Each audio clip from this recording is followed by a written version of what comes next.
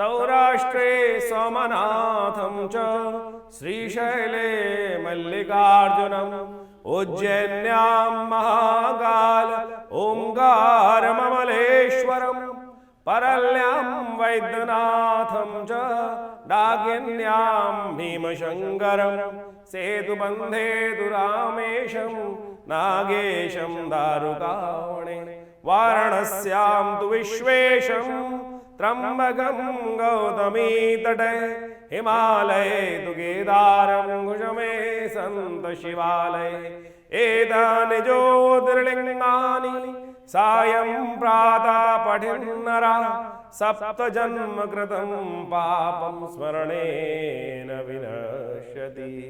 नमस्कार, स्वागत है आपका आचार्य वाणी में। मैं आचार्य डॉक्टर विक्रमादित्य आपके साथ हूँ और आज का विषय है कन्या राशि। कन्या राशि वालों के लिए फरवरी के अंत में ग्रहों का योगायोग किस प्रकार का बनने वाला है। देखिए, यदि हम ओवरऑल सबसे पहले देखें कि फरवरी के अंत काल में ग्रहों की गणना जो दिखा रही है वो किस प्रकार की है। परिवर्तन का समय चल रहा है, बहुत जल्दी परिवर्तन आपको देखने को मिल सकते हैं। ऐसे ग्रहयोग इस वक्त बन रहे हैं, लेकिन भाग्य से कई मामलों में इस वक्त समय दिखा रहा है कि आपके साथ न्याय होता दिखाई दे रहा है, भाग्य से फल मिलता दिखाई दे रहा है, भाग्य कई मामलों में सपोर्ट करता दिखाई दे रहा है। उसका सीधा कारण यह है कि बृहस्पति अब मार्गी हो चुके हैं। और एक अच्छी बात बहुत बढ़िया ये होने वाली है कि इस फरवरी के अंत में शनि महाराज जो आपके छठे भाव में चल रहे थे, जो रोग भाव में चल रहे थे, अपने स्वग्रह में चल रहे थे, और इन समस्त स्थिति, चाहे वो रोग हो, चाहे वो शत्रु हो, चाहे वो कंपटीशन हो, इन सब को बढ़ाने का प्रयास कर रहे थे, वो होने जा रहे हैं अस्त। अस्त यानी इसमें लोप हो जाएंगे, दिखने बंद हो जाएंगे और उनका प्रभाव शून्य हो जाएगा। बदलते हुए शनि जिस प्रकार से बदलने से बिल्कुल पहले अस्त हो जाएंगे, तो ये आपके लिए बहुत अच्छा एक फरवरी के अंदर योग बनता दिखाई दे रहा है। ग्रह जन प्रभाव के अनुसार से स्थितियों को अनुकूल करता दिखाई देगा आपके लिए। लेकिन स्वास्थ्य का फिर भी थोड़ा ध्यान रखना पड़ेगा। थोड़ी सी मस्कुलर वीकनेस, कम शारीरिक तौर पे कमजोरी इन दिनों ग्रह के दृष्टिकोण से थोड़ी सी परेशान करती दिखाई देगी। वो आपके लिए परिवर्तन का समय फिर भी आ रहा है, क्योंकि बुध महाराज भी इसमें परिवर्तन की तरफ जा रहे हैं। बुध का प्रवेश आपके केंद्र में होने जा रहा है, सप्तम भाव में होने जा रहा है। वो आपके लिए सबसे बढ़िया लाभ देने की रास्ते बना सकता है। जो चीज़ें आपको लग रहा है कि हमको थोड़ा सा साइकोलॉजिकल लेवल या वैसे लेवल पर दिखाई देता है, देखिए आदमी को लगता है कई बार कि मैं चीज़ों को संभाल नहीं सकता, लेकिन आपके संबंध में ये बहुत अच्छी बात परिवर्तन का योग है। बुध भी परिवर्तन होकर शुक्र के साथ, राहु के साथ जो युति बनाएगा, वो कहीं ना कहीं ओवरऑल बहुत सारी चीज़ों को ऑर्गेनाइज करने में आपको लाभ दे सकता है। बच्चों के एग्जाम चल ही रहे हैं इस वक्त, और बच्चों के ग्रहगण दृष्टिकोण से देखा जाए तो बृहस्पति का मार्गी होना उनके लिए एक बहुत अच्छा योग बना रहा है।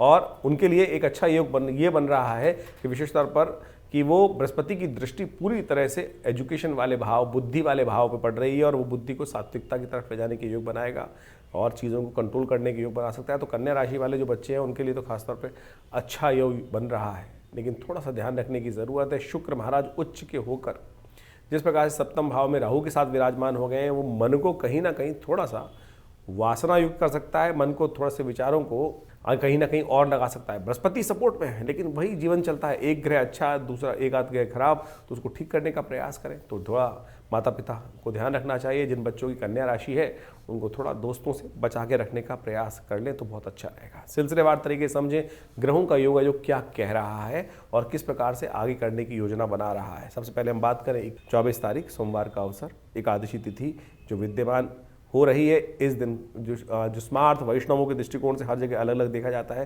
तो इस दिन विशेष तौर पर 24 तारीख को जो एकादशी का पुण्य रहेगा वो वैष्णवों के लिए सुंदर रूप से बन के आ रहा है। और इसलिए जैसे हमने भी महात्मा बताया एकादशी का, वो बहुत अच्छा योग बन रहा है, तो इसका उपयोग अवश्य करने का प्रयास करना चाहिए। भगवान विष्णु की सुंदर आराधना करने का प्रयास करना चाहिए। 24 तारीख के दिन ये विजय एकादशी का योग आपके लिए समस्त मनोरथ सिद्ध करने वाला रहेगा। वैष्णवों के लिए इस दिन विशेष तौर पर संपूर्ण रूप से व्रत रहना संपूर्ण रूप से कल्याण का योग बनाने वाला रहेगा, अच्छे योग बनाएगा। इस दिन मंगल भी मार्गी होने जा रहे हैं, और ये मंगल का मार्गी होना आपकी राशि के दृष्टिकोण से ये विशेष तौर पर देखें कि आपके लिए जो ग्रह योग बनाएगा वो कहीं ना कहीं पुरुषार्थ से लाभ देने के योग बना सकता है।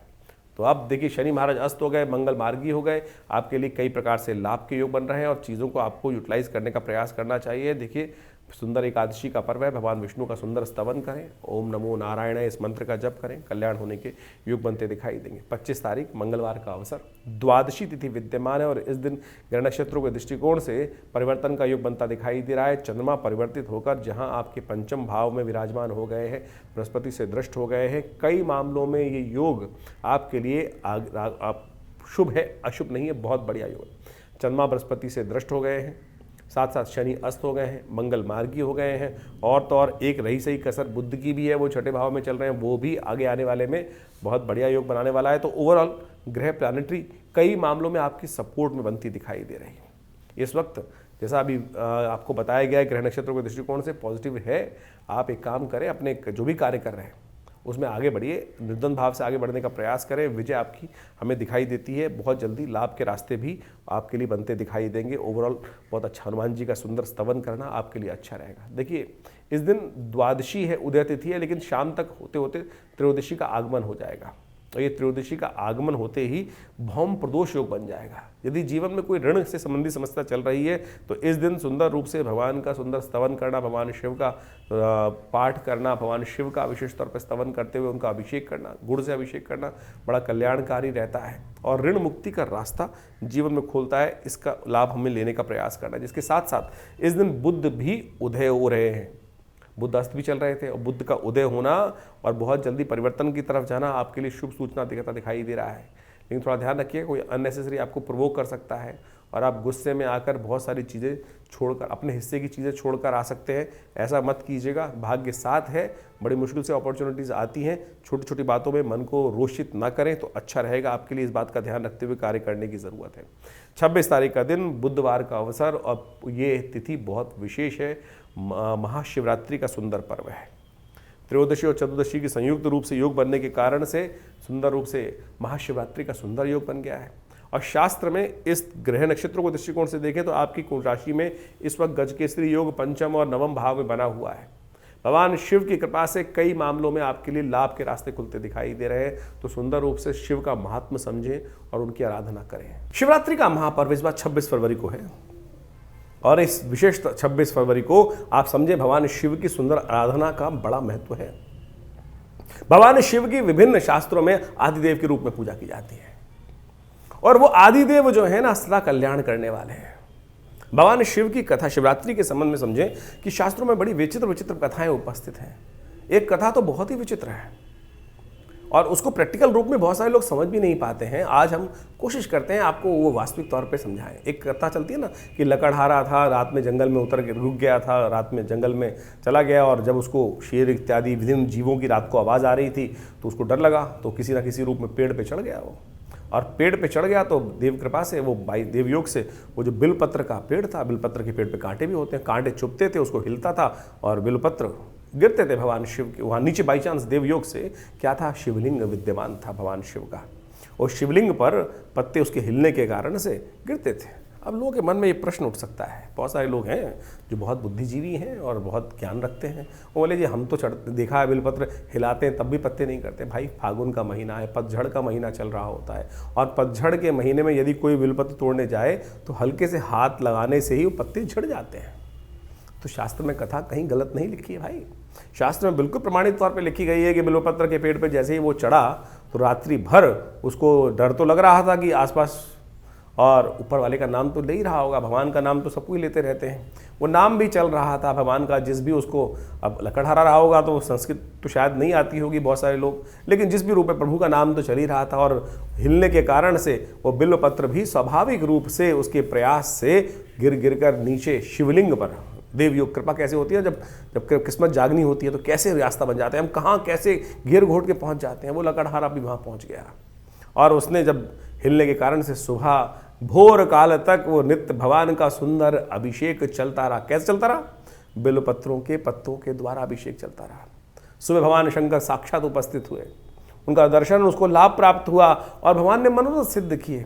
तो आप भी अहरनिश, ये जागने की वेला है, जागरण की वेला है और इस शिवरात्रि की वेला पर यदि बड़ी श्रद्धा के साथ भगवान शिव का जो चारों पहर की पूजा है ना, वो यदि श्रद्धा के साथ की जाए तो कौन सी मनोकामना पूर्ण नहीं होती। ये सत्य माने, समस्त प्रकार की मनोकामनाएं पूर्ण के योग बन जाते हैं। तो आप अवश्य इस शिवरात्रि पर आनंद भाव से जो भी मंत्र याद है आपको, ओम नमः शिवाय मंत्र तो याद ही होगा, लेकिन शुद्ध रूप से कर लें तो बहुत अच्छा रहेगा। कई लोग ओम नमो शिवाय बोल देते हैं, कुछ और बोल देते हैं, कोई ओम लगाता ही नहीं है। मंत्र जो मंत्र है, जो पंचाक्षरी मंत्र है जिसको कहा जाता है, वेद का ही मंत्र है, ओम नमः शिवाय। इस मंत्र का अवश्य जप करें, भगवान की कृपा से इनके द्वारा ही करें। यदि रुद्र अष्टाध्यायी का पाठ करते हुए भगवान का शिव का अभिषेक दूध से, दही से, घी से, भस्म रूप के करके उन सब का अभिषेक करने की सुंदर व्यवस्था बना सकें तो उसका तो कहना ही क्या है। समस्त मनोरथ सिद्ध करने के लिए सुंदर सुंदर रूप से शास्त्र में इतनी सुंदर सुंदर प्रमाण उपस्थित है कि अनेक अनेक प्रकार के शिवलिंग हैं। सबसे बढ़िया श्रेष्ठ जो पूजा की जाती है पार्थिव शिवलिंग की, जो कहा जाता है कि मिट्टी की बना हुआ शिवलिंग वो जीवन के यथार्थ को भी समझाता है। भगवान के यथार्थ जीवन को समझकर यदि उसकी रूप से पूजा आनंद भाव से कर ली जाए तो समस्त मनोरथ सिद्ध होने के योग बन जाते हैं। शिवराज विजय कल्प में तो इसके बारे में अद्भुत कथा उपस्थित है कि भगवान शिव का शिवलिंग के रूप में जब पूजन आरंभ हुआ, कहा जाता है बड़ी लंबी चौड़ी कथा आती है शास्त्र के अंदर। एक बार बड़ी विचित्र कथा है, हमने कई बार लोगों को के समक्ष कथा को रखा भी है। शिवराज विजय कल्प के अंदर जो कथा आती है, एक बार भगवान ब्रह्मा को इच्छा हुई कि मैं संसार को मैंने रचा है और संसार को देख कर आऊँ कि किस प्रकार से संसार चल रहा है। वो संसार में जहाँ भी जा गए तो बड़ा विचित्र स्थिति बनी कि ब्रह्मा जो इस संसार के रचयिता ब्रह्मा जी स्वयं आए हैं, शास्त्र जो इस प्रकृति के पिता आए हैं और उनका पूजन सब जगह हो रहा है। जिस भी आश्रम में जाएं सब लोग मंत्र ध्वनि से उनका खासतौर पर स्वागत करें, पूजन करें।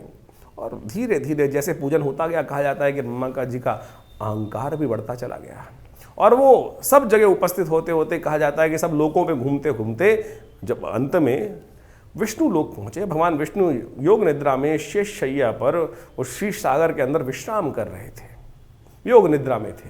योग निद्रा का मतलब समझे, योग निद्रा का बारे में यदि कथा समझी जाए, क्योंकि योग निद्रा जो शब्द है आज की तारीख में तो लोग छोटे छोटे हैं ध्यान योग कराते हैं और वो केवल लोगों को, व्यक्ति को सुलाकर उसी को योग निद्रा कह देते हैं। लेकिन योग निद्रा शास्त्र में जो वर्णित है वो भगवान विष्णु के लिए ही आती है। कारण क्या है? निद्रा, एक साधारण निद्रा, एक योग निद्रा है जो भगवान विष्णु ही जाते हैं जिस निद्रा के अंदर। कहाँ जा रहे हैं? वो सहस्त्र फन वाले नाग के जो फन उभाए बैठा है उसकी गोद में, उसकी पूंछ के ऊपर आसन बनाकर भगवान विष्णु उस पर विराजमान है और सो रहे हैं। निद्रा, आप अपने कमरे में सोने जाते हैं और यदि कोई कीड़ा एक छोटा सा आ जाए, एक छोटा सा मच्छर ही आ जाए, बुन बुन बुन करता रहे, या कोई ऐसी कोई स्थिति बन जाए, कुछ और कोई जीव घुस जाए उसके अंदर, क्या आप सो पाएंगे? निद्रा का मतलब होता है शांति। सब चीज़ से व्यक्ति अपने आप को ये सोचे हटा ले और उसमें सुकून में रहे और ये भावना रहे कि यहाँ मैं सुरक्षित हूँ, तभी तो व्यक्ति सो सकता है, तभी सो सकता है व्यक्ति।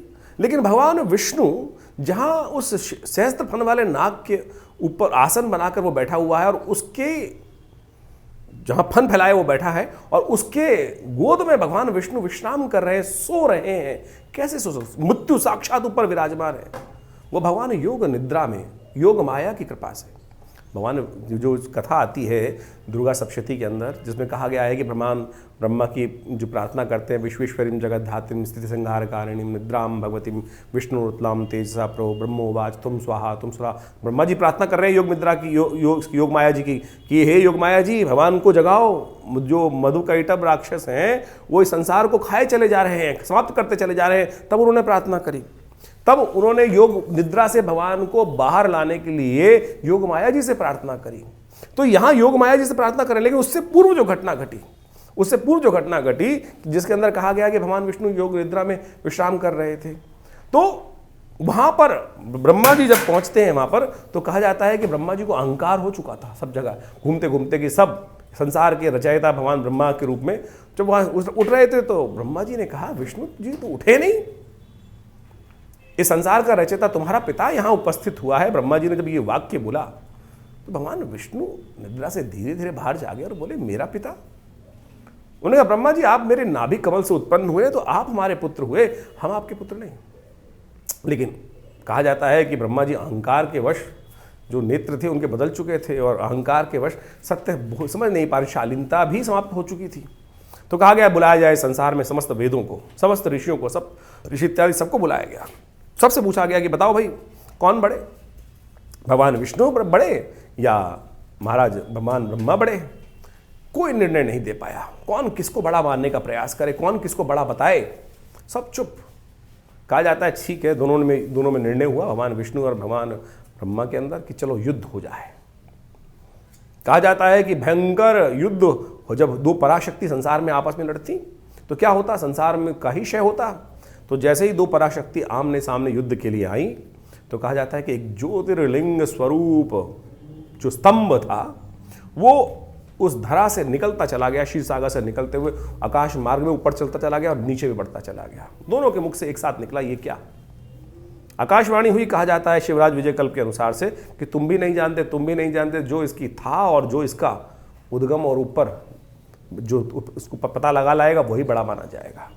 कहा जाता है भगवान ब्रह्मा बगुला बन के ऊपर उड़ गए और भगवान विष्णु वराह रूप धारण करके धरा के अंदर चले गए उसकी था पता लगाने के लिए, उद्गम स्थान पता लगाने के लिए, और उसका अंत पता करने के लिए ब्रह्मा जी ऊपर उड़ते रहे। कालांतर तक बहुत लंबे समय तक उड़ते रहे, पता नहीं चल पा रहा था कुछ भी। लेकिन अंत में कहा जाता है कि ऊपर उड़ते उड़ते उन्होंने देखा कि एक केतकी का पुष्प कहीं से गिरता हुआ आ रहा था। अंदाजा लगा लिया ऊपर से कहीं से आ रहा होगा, चोंच में पकड़ लिया और नीचे जहाँ पर ये सारी कथा आरंभ हुई थी वहीं उपस्थित हुए वापस आकर। ब्रह्मा की समझे देखा कि विष्णु जी तो पहले ही वहाँ पर उपस्थित हैं। तो विष्णु जी से उन्होंने पूछा कि आप पता लगाया है कहाँ इसकी था, नीचे कितनी गहरी है। भगवान विष्णु ने कहा नहीं, मैं तो नहीं पता लगा पाया। भगवान ब्रह्मा से पूछा हाँ आप। तो भगवान ब्रह्मा ने उसी वक्त, उनके पंचमुखी कही जाते, भगवान ब्रह्मा जो थे पंचमुख वाले थे उस समय। कहा जाता है कि उन्होंने एक मुख से मिथ्या भाषण किया। हाँ देखो, ये केतकी का पुष्प जो है गवाह के रूप में लेके आया हूं ऊपर से।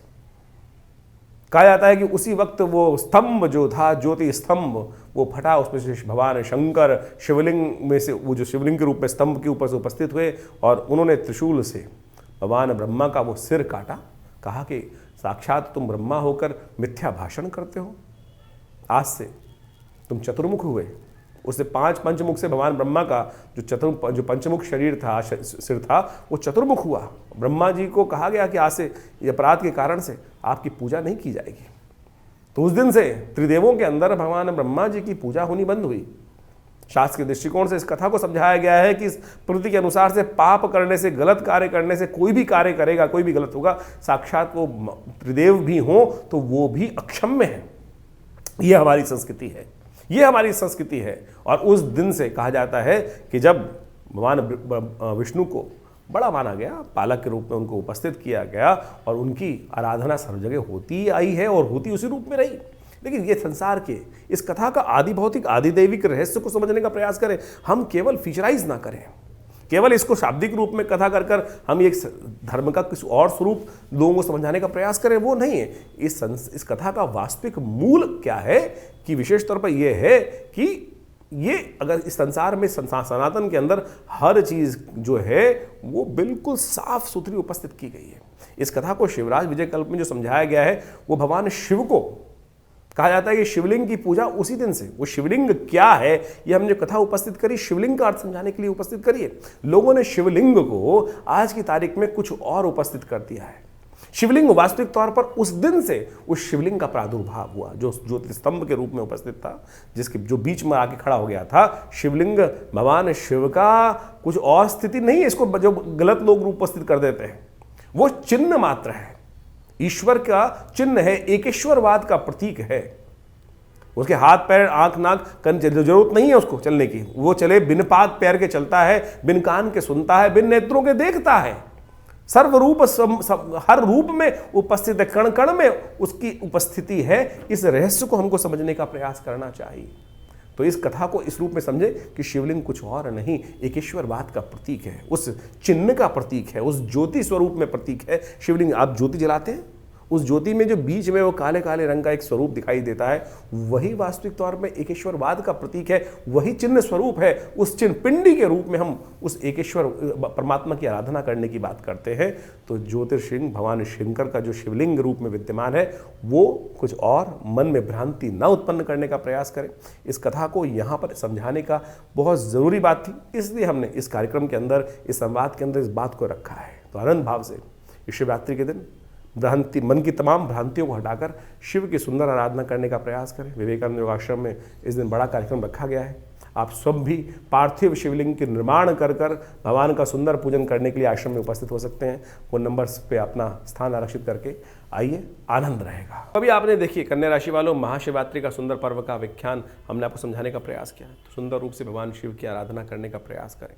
देखिए शास्त्र में कहा जाता है कुछ और व्रत हो ना हो संसार में, यदि पूरे वर्ष में शिवरात्रि एक दिन आती है और उस दिन यदि बड़ी श्रद्धा के साथ दूध से, दही से, भगवान शंकर गंगा जल से, घृत इत्यादि से भगवान शंकर का अपनी इच्छा के अनुसार से अभिषेक कर लिया जाए तो संपूर्ण रूप से मनोरथ सिद्ध होने के योग बन जाते हैं। तो इसलिए अवश्य इस तिथि का लाभ लेते हुए कार्य करें। ग्रह नक्षत्र के दृष्टिकोण से इतना सुंदर गज केसरी योग आपकी राशि में बना हुआ है, तो बड़ी श्रद्धा के साथ लाभ के लिए आशीर्वाद मिलना तय है। केवल समर्पण भाव की आवश्यकता है, उसको करिए, कल्याण होगा। 27 तारीख बृहस्पतिवार का अवसर है और ग्रह नक्षत्रों के दृष्टिकोण से इस दिन दिल्ली के पंचांग के अनुसार से बात करें तो उदया तिथि चतुर्दशी रहेगी और अमावस्या उसके बाद पदार्पण कर लेगी, लेकिन अगले दिन अमावस्या नहीं पहुंच पा रही है। तो अमावस्या दिल्ली के पंचांग के अनुसार से दिल्ली के क्षेत्र में क्षय दिखाई देती है। ग्रह नक्षत्रों के दृष्टिकोण से थोड़ा स्वास्थ्य के मामले में दिन वीक दिखाई देता है, तो ऐसे में विशेष तौर पर थोड़ा स्वास्थ्य का ध्यान रखना चाहिए। देखिए मौसम बदल रहा है और आमतौर पर मौसम बदलने के कारण से नज़ला जुकाम इत्यादि कई बार परेशानी के योग दे सकते हैं, तो इसका स्वास्थ्य का थोड़ा ध्यान रखते हुए कार्य करेंगे तो अच्छा रहेगा। एक और ग्रह परिवर्तन की तरफ जा रहे हैं। बुध महाराज जो हैं आपके छठे भाव से निकलकर सप्तम भाव में आएंगे और ये आपके लिए कमज़ोर होते हुए, मीन राशि में बुध कमज़ोर हो जाते हैं, यानी मीन राशि में जाकर सप्तम भाव में आपके विराजमान है, शुक्र के साथ हो जाएंगे गोचर में, तो कन्या राशि वालों के लिए सप्तम भाव में विराजमान हो जाएंगे। तो ऐसे में विशेष तौर पे थोड़े कमज़ोर जरूर हैं, लेकिन चीज़ों को ऑर्गेनाइज कर सकते हैं। राहु के साथ युक्त होकर, शुक्र उच्च के ग्रह के साथ युक्त होते हुए, तो यानी उच्च के ग्रह के साथ विराजमान कोई ग्रह होता है तो ताकत हो जाती है। तो बुध ताकत में है, चिंता ना करें, ये आपके लिए बहुत अच्छा योग बन रहा है। पीली चीज़ों का दान करना आपके लिए अच्छा दिखाई देंगे। केसर का सेवन करना, केसर का तिलक करना आपके लिए ओवरऑल अच्छा दिखाई देता है। अमावस्या का पुण्य भी इस दिन है, तो कोशिश ये करें अपने पितरों के निमित्त तर्पण दान इत्यादि अवश्य करें, उनके निमित्त जल का दान करें। तर्पण देकर थोड़ा तिल डालकर हाथ में और गंगा जल लेकर अपने पितरों का ध्यान करते हुए तर्पयन्ताम तस्मै सुधा तस्मै सुधा तस्मै सुधा, इस प्रकार से उनके लिए 3 बार अवश्य जल छोड़ें। पितृ तीर्थ से कल्याण होगा, पितरों का जो लाभ है, आशीर्वाद है, वो अवश्य लेने का प्रयास करना चाहिए। 28 तारीख शुक्रवार का अवसर, फागुन की शुक्ल पक्ष इस दिन से आरंभ हो रहा है और ग्रह नक्षत्रों के दृष्टिकोण से ये योग थोड़ा खर्चा बढ़ाता दिखाई दे रहा है। अननेसेसरी खर्चे से बचने का प्रयास करना चाहिए। स्वास्थ्य पर भी थोड़ा खर्चा होने के योग दिखाई देते हैं, तो ऐसे में शनि महाराज अस्त जरूर चल रहे हैं, लेकिन शुक्र और चंद्रमा जो जहाँ पर विराजमान है, आपके सूर्य और चंद्रमा जहाँ जिस प्रकार से विराजमान हो गए छठे भाव में, ये कहीं ना कहीं स्वास्थ्य के मामले में अननेसेसरी खर्चे बढ़ाने के लिए, अननेसेसरी चिंता बढ़ाने के लिए कुछ योग बनाते दिखाई दे रहे हैं। तो उसके लिए थोड़ा ध्यान रखते हुए कार्य करना आपके लिए अच्छा रहेगा। सूर्य को जल दें, हो सके तो चावल का दान करें, आपके ग्रहों को पॉजिटिव करने में ये दान लाभ देगा। ग्रहों का योग आपने समझा। जिस प्रकार से ये फागुन का महीना है और इस फागुन के महीने में विभिन्न प्रकार के योग बनते हैं, आध्यात्मिक दृष्टिकोण से ये फागुन का महीना बड़ा अद्भुत बोला जाता है।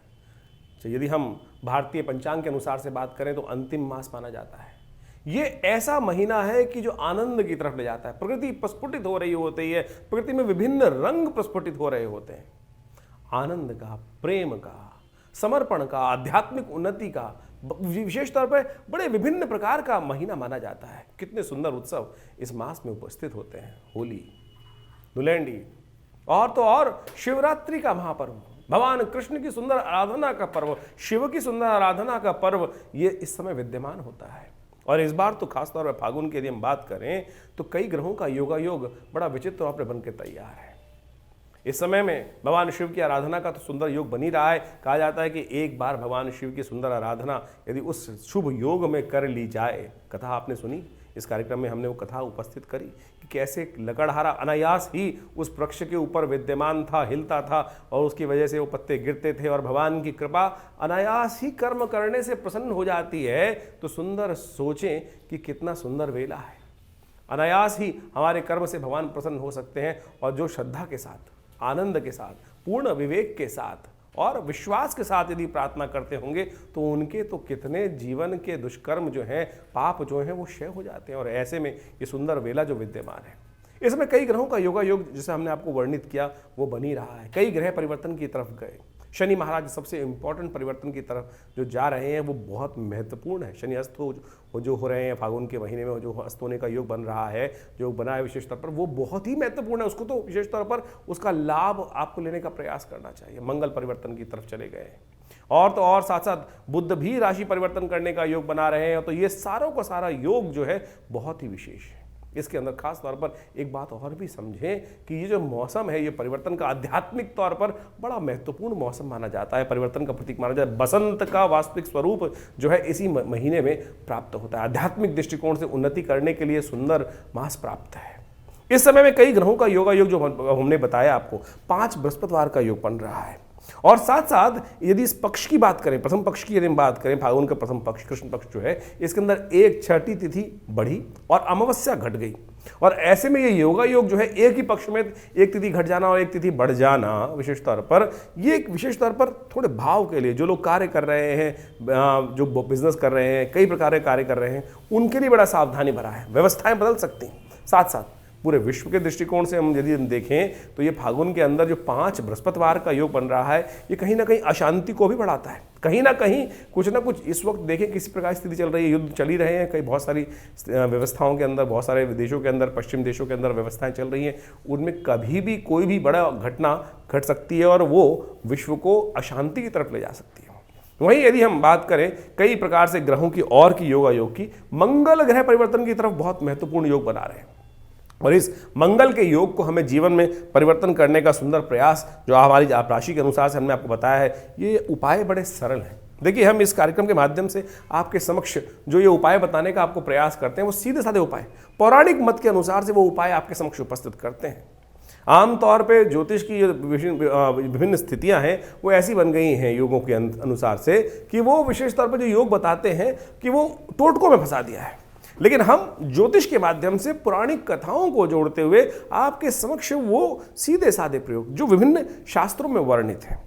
देखिए, भारतीय पंचांग को यदि आप समझें और उसके साथ साथ उन पंचांगों के अनुसार से जो योग बनते हैं, उत्सव बनते हैं, उनका शास्त्रोक्त महत्व जो है वो पुराण इत्यादि ग्रंथों में, वेद इत्यादि ग्रंथों में, उपनिषद इत्यादि ग्रंथों में बहुत सुंदर रूप से उपवर्णित है। वहाँ किस जीवन के, किस व्यक्ति के जीवन में क्या समस्या आई, वो जो कथाएं हैं वो वही हैं, वो सूत्र बता रही हैं, समझा रही हैं कि किस प्रकार से उसने जीवन में कष्ट दूर किए।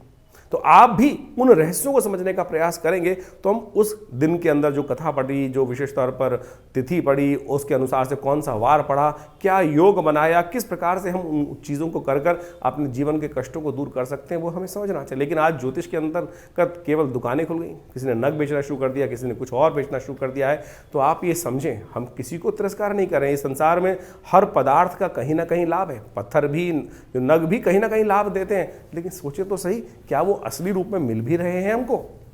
आप सीधी तरह से हींग लगे ना फिटकरी रंग चोखा हो, जो उपाय हम आपको शास्त्र के दृष्टिकोण से जो बताया, कथा है, व्रत है। आप सोचिए, सत्यनारायण की कथा इतनी सुंदर रूप से शास्त्र में वर्णित है, श्रद्धा का समर्पण है, भगवान के समक्ष बैठकर विश्वास से मंत्र जप कर कर हम यदि कार्य कर लें तो क्या दिक्कत लगती है आपको? उसमें परमात्मा भी प्रसन्न होगा, आपका हृदय भी प्रसन्न होगा, और जितना अध्यात्म की तरफ जाएंगे, सरलता का कहीं ना कहीं आपके मनोमस्तिष्क में उदय होने का योग बन जाएगा। तो ज्योतिष को इसी रूप में हम समझें तो बहुत कल्याणकारी योग बन सकते हैं। इसके साथ साथ आपकी जन्मपत्री को भी बहुत अच्छे से विवेचना करने की आवश्यकता है। बहुत सारे लोग कई बार कटाक्ष के तौर में कई बात बोलते भी हैं। बहुत सारे लोग बोलते हैं कि भाई आप कैसे पूरे विश्व को 12 राशियों के अंतर्गत बांट सकते हैं? नहीं, बिल्कुल नहीं बांटा जा सकता। लेकिन ज्योतिष के दृष्टिकोण से कहीं ना कहीं गोचर का जो प्रेडिक्शन है वो तो 12 राशियों के अनुसार ही चलेगा, 12 भावों के अनुसार ही चल रहा है, और उन्हीं 12 भावों में ग्रहों का परिवर्तन का 12 राशियों के दृष्टिकोण से हो रहा है। तो उसका प्रभाव कैसे निकलट किया जाता है? हाँ, इसका प्रभाव ऐसा जरूर है कि जो 8वीं मंजिल पर बैठा है उसको एक अलग प्रभाव महसूस होगा, जो जमीन के अंदर है उसको एक अलग प्रकार का प्रभाव महसूस होगा, जो जीवन में जिस आयाम पर है, जिस विशेष तौर पर छोटा है, बड़ा है, गरीब है, अमीर है, उसके अनुसार से उसके परिवर्तन, यानी उसकी जन्मपत्री में किस प्रकार के जब जन्म हुआ, किस प्रकार के योग बन रहे हैं, कौन सी दशाएं चल रही हैं, किस प्रकार से ग्रहों की बेसिक स्थिति है, षडवर्ग में शुद्ध है कि नहीं है, षडबल उसके अंदर किस प्रकार का विद्यमान है, जो विशेष जन्मपत्री को जो इंटरप्रिटेशन करने के लिए जो स्थिति बताई, शास्त्र के अनुसार से बताई गई है, उनकी भी बहुत बड़ी महत्वपूर्णता रहती है। तो उसके लिए हम समय समय पर आपके साथ बहुत सारे चैनल पर जुड़ते रहते हैं, और बहुत सारे लोग अपनी समस्याओं का डिस्कशन करने के लिए आश्रम पर आते भी रहते हैं। तो आप भी इस ज्योतिष को बड़े व्यापक रूप से समझते हुए जीवन के सार को समझने का प्रयास करेंगे तो बहुत अच्छा रहेगा। तो हम जो आपके समक्ष प्रेडिक्शन करते हैं, आपके मन में कोई प्रश्न चल रहा हो चिंता ना करें, आप हमारे इस चैनल के माध्यम से प्रश्न व्हाट्सएप पे भेज सकते हैं। अवश्य हम जल्दी से जल्दी उनके निदान देने का प्रयास करेंगे। बहुत सारे लोगों के प्रश्न आते हैं, उनको प्रश्नों निदान भी दिया जाता है। और साथ साथ जो यदि रविवार को आप प्रत्यक्ष रूप से मिलना चाहते हैं तो आश्रम पर सुंदर व्यवस्था रहती है, आप आके मिल सकते हैं। और इस दौरान तो एक बहुत बड़े उत्सव भी रहने वाले शिवरात्रि का महापर्व, जिसके बारे में हमने आपको बताया है। शिवरात्रि का जो महापर्व है वो बहुत सुंदर रूप से, व्यापक रूप से विवेकानंद योगाश्रम में मनाया जाता है। पार्थिव शिवलिंग का सुंदर निर्माण किया जाता है। सबसे श्रेष्ठ शिव की जो पूजा है, आराधना है, वो पार्थिव शिवलिंग के रूप में ही है। और उनके अंतर वो शिवलिंग की प्रतिष्ठा, जितने भी लोग बैठते हैं वो सब लोग अपने अपने शिवलिंग का निर्माण 108 शिवलिंग का निर्माण करते हैं। फिर उनका पंचोपचार पूजन किया जाता है, षोडशोपचार पूजन किया जाता है। फिर रुद्राभिषेक की पूरे अष्टाध्यायी के द्वारा उनका अभिषेक होता है और फिर सुंदर रूप से यज्ञ इत्यादि कर भगवान का सुंदर स्तवन शिवरात्रि के दिन विवेकानंद योगाश्रम में किया जाने की सुंदर व्यवस्था हो रही है।